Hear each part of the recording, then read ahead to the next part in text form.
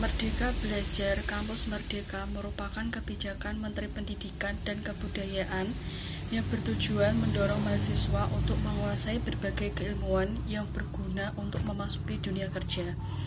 Kampus Merdeka memberikan kesempatan bagi mahasiswa untuk memilih mata kuliah yang mereka ambil. Adanya konsep belajar merdeka tentunya bertujuan untuk memberikan keleluasaan pada mahasiswa untuk belajar di luar kampus. Konsep tersebut terus dikembangkan oleh Kemdikbud sebagai upaya mendapatkan calon pemimpin masa depan yang berkualitas. Apa yang dimaksud dengan Merdeka Belajar Kampus Merdeka? Dulu kampus menjadi tempat untuk belajar bagi mahasiswa dan juga dosen secara tatap muka langsung. Pada program pembelajarannya, sebuah kampus seringkali menerapkan konsep pembelajaran di mana dosen menjadi seorang sumber utama. Ini tentunya akan menjadikan mahasiswa kurang mandiri dalam menyelesaikan berbagai upaya pemecahan masalah yang harus diselesaikan. Selama ini pada dasarnya sebuah kampus ini sendiri merupakan sistem pembelajaran dengan SKS yang hampir seluruh mengharuskan adanya kegiatan belajar di dalam kelas. Ini menunjukkan kurangnya kemerdekaan belajar yang harus dijalankan oleh setiap mahasiswa dalam melakukan pembelajaran.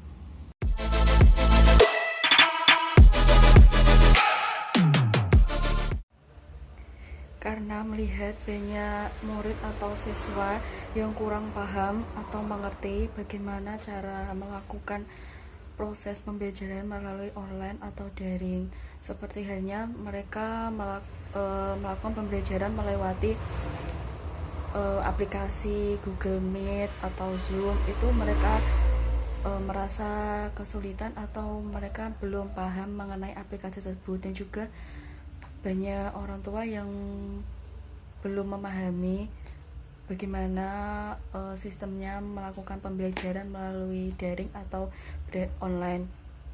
Jadi itu melatar belakang kenapa saya ikut menjadi relawan mengajar.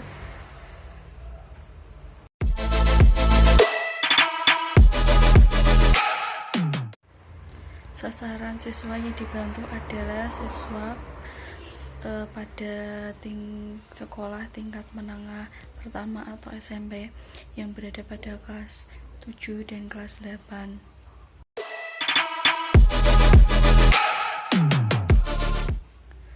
Untuk ulasan materi yang diajarkan adalah semua mata pelajaran yang diberikan oleh guru yang dirasa siswa tidak memahami atau belum memahami apa yang disampaikan oleh gurunya. Jadi kita akan mendiskusikannya dalam proses pembelajaran ini.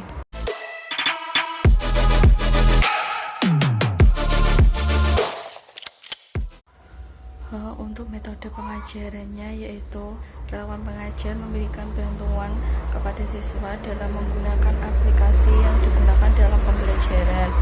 Saat melakukan pembelajaran, relawan memberikan bantuan dalam menggunakan aplikasinya, dan siswa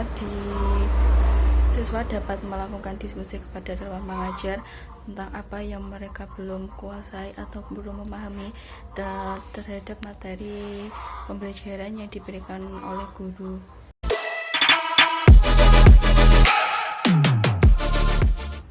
Kondisi sebelum dilakukan pengajaran, siswa atau murid mendapatkan kebingungan dan kurang memahami dalam melakukan kegiatan pembelajaran melalui sistem daring atau online. Dan setelah melakukan pengajaran, siswa lebih dapat memahami atau mereka dapat melakukan diskusi kepada orang yang mungkin dirasa memiliki kemampuan untuk memberikan penjelasan. Jadi setelah melakukan adanya pengajaran ini, siswa mendapatkan keuntungan, dan untuk orang tua merasa terbantu karena adanya pengajaran ini. Jadi tidak lagi adanya kebingungan dalam melakukan pembelajaran secara online ini.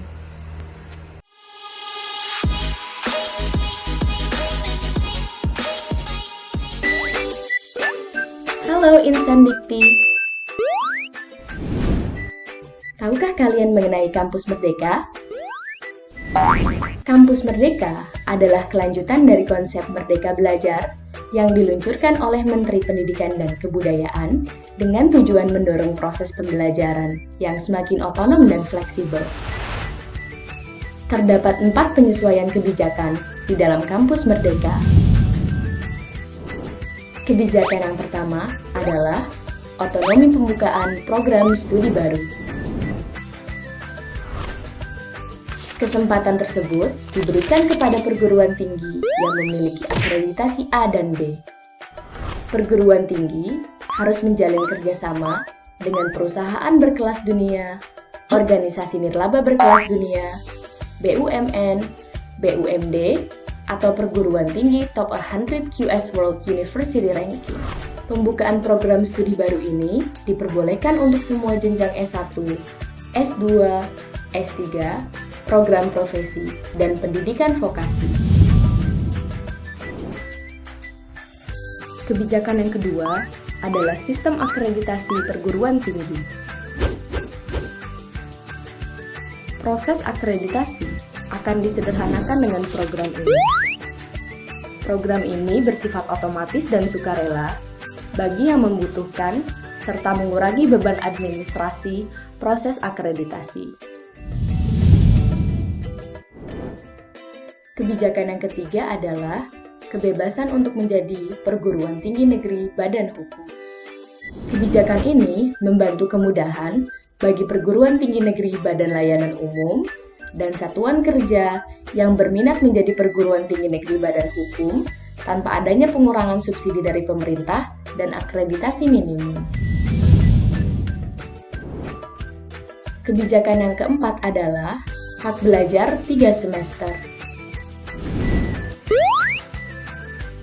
Sistem kredit semester bukan lagi jam belajar, melainkan sebagai jam kegiatan.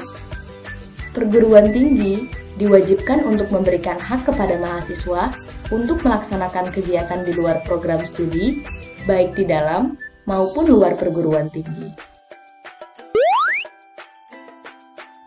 Mahasiswa dapat memilih jenis kegiatan yang akan dilakukan selain belajar di kelas.